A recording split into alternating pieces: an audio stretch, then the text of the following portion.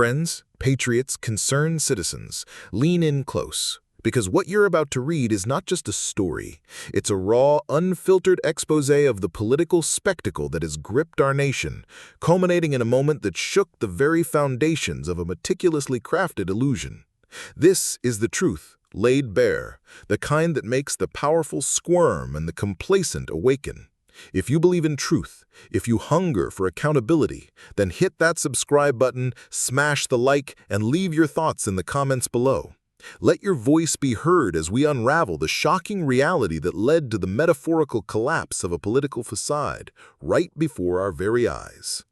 It began, as so many seismic shifts do, with the voice of unwavering conviction. Less than 24 hours after Michelle Obama delivered what many are calling one of the harshest, most unyielding speeches of her career, the tremors started. With a calm that belied the thunderous impact of her words, she didn't just speak, she punched, straight in the gut of a system that thrives on distraction and deceit. She didn't shout, she articulated the undeniable, the inconvenient, the brutal facts that many had tiptoed around for far too long. And how did the subject of her critique respond? Predictably, Donald Trump went off the rails. His words, a frantic scramble to deflect and discredit, echoed across the airwaves. Michelle Obama's speech last night, where she said that you're in over your head and the wrong president for, she was over her head, and frankly, she should have made the speech live, which she didn't do. He ranted about our pre-taped delivery, a desperate attempt to undermine the substance by attacking the style. This wasn't the measured response of a leader. It was the flailing of a man whose fragile ego had just taken a direct, undeniable blow on national television. He raged, blaming his predecessors Barack Obama and Joe Biden for every perceived ill, conveniently forgetting or deliberately obscuring the reality. But the reality, as always, is far more stubborn than political rhetoric. While Trump spewed venom, blaming the Obama-Biden administration for a bad job and a sluggish recovery, the facts paint a starkly different picture. During Obama's tenure, the U.S. economy, far from being sluggish, grew by a consistent 2 to 3% every single year from 2009 to 2016. Consumer spending, the very lifeblood of our economy, accounted for a staggering 69% of that growth. These weren't abstract numbers. These were real Americans spending 2/3 of their income on essential services like housing and healthcare, driving genuine economic recovery.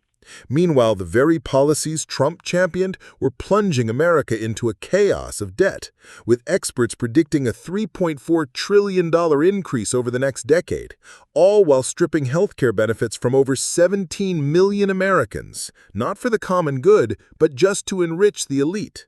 Michelle Obama, with a clarity that cut through the noise, didn't hesitate to call Trump what he had proven himself to be: a tyrannical leader who thrives on insults and attention.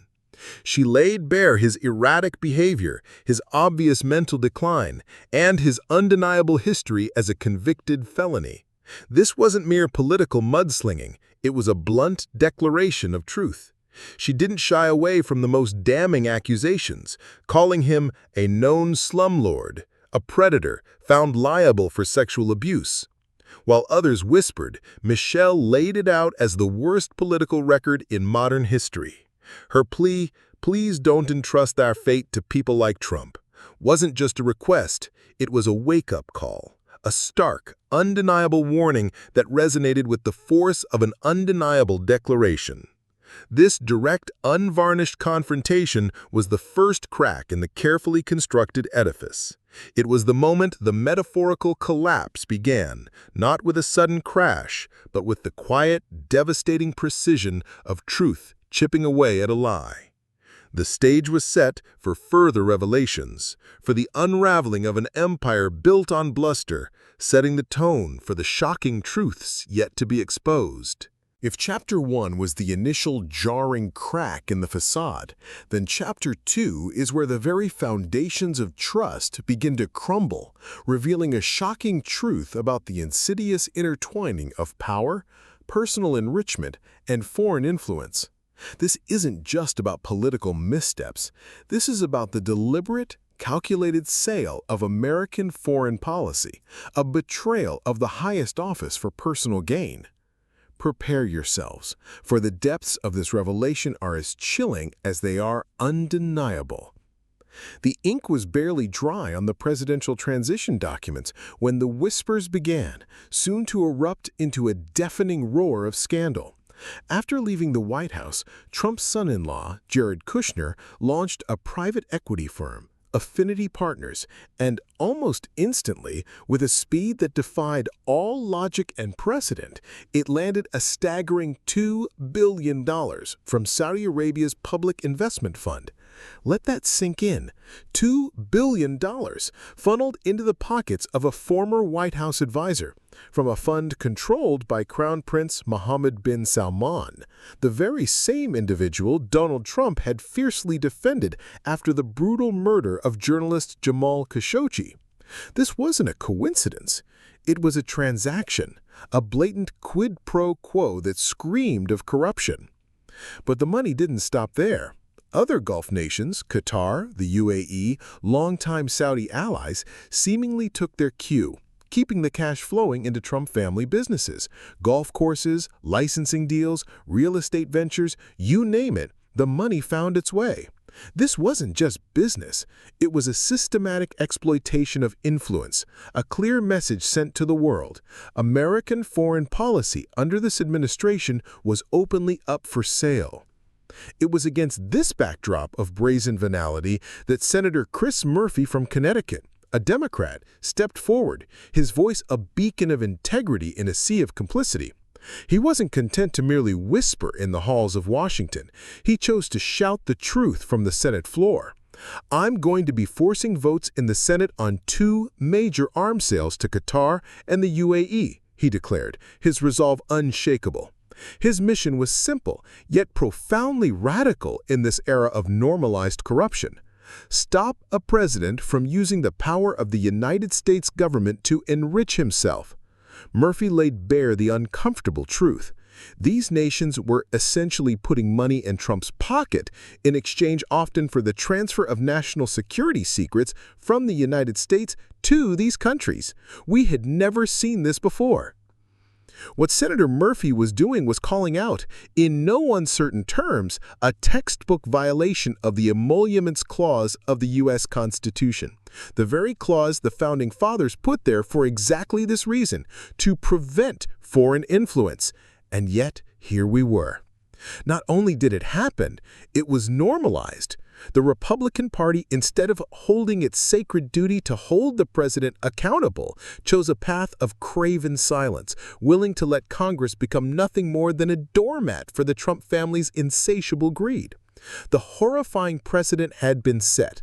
The presidency of the United States could now be turned into a get-rich-quick scheme. America's global reputation, once a beacon of democracy and integrity, was now dragged into the same league as third-world kleptocracies, where leaders treat the national treasury like their personal piggy bank. This wasn't just a breach of ethics. It was a profound betrayal of the American people, a shocking truth that exposed the corrupt core beneath the gilded facade. The collapse was accelerating, and the stench of avarice was undeniable. If the previous chapters laid bare the personal and financial corruption festering at the heart of power, Chapter 3 plunges us into an even more unsettling truth: the complete erosion of principle, the dizzying dance of political expediency, and the ideological civil war that has paralyzed a once dominant party. This isn't just about bad actors. It's about the very soul of American governance being sacrificed on the altar of loyalty and self-preservation. Consider, if you will, the chameleon-like transformation of Senator Lindsey Graham from South Carolina. Once, in 2015, his words were clear, unambiguous, and damning. He slammed Donald Trump as a race-baiting, xenophobic bigot, a man of conviction, or so it seemed. Fast forward a mere few years, and the spectacle was complete.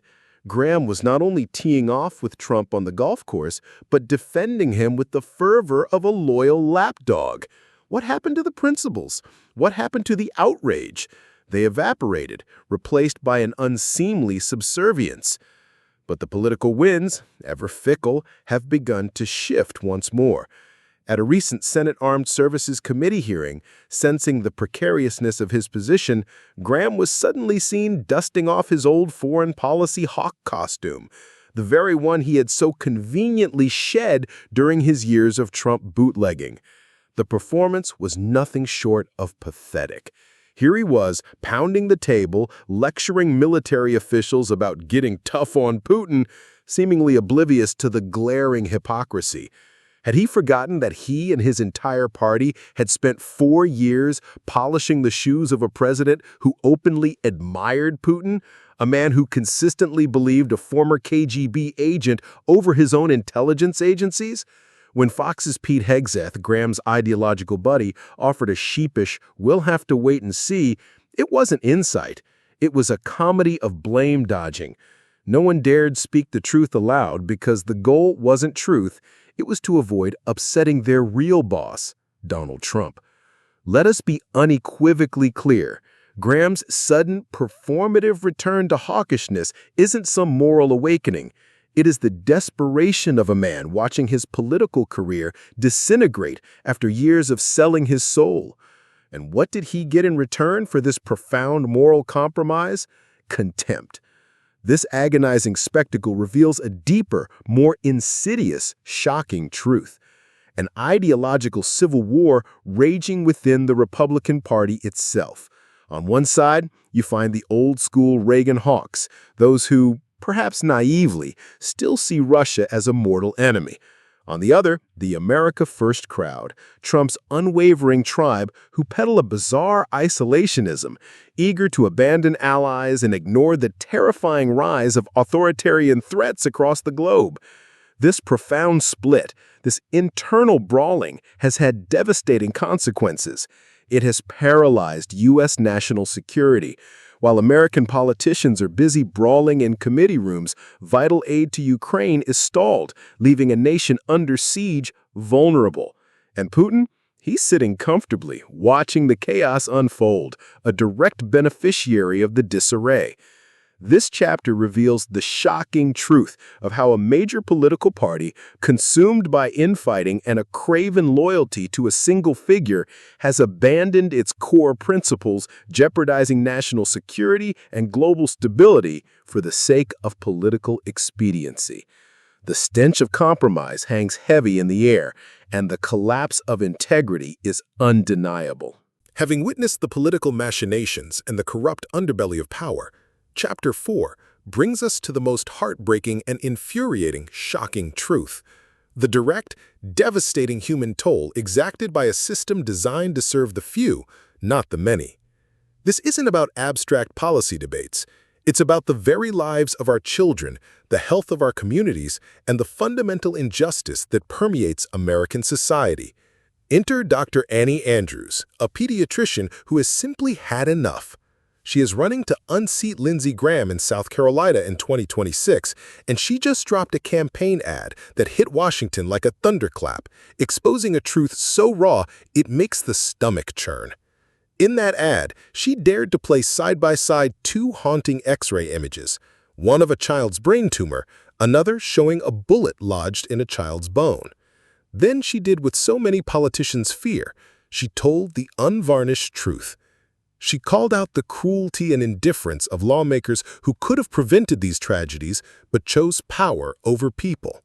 Dr. Andrews isn't speaking like a typical candidate.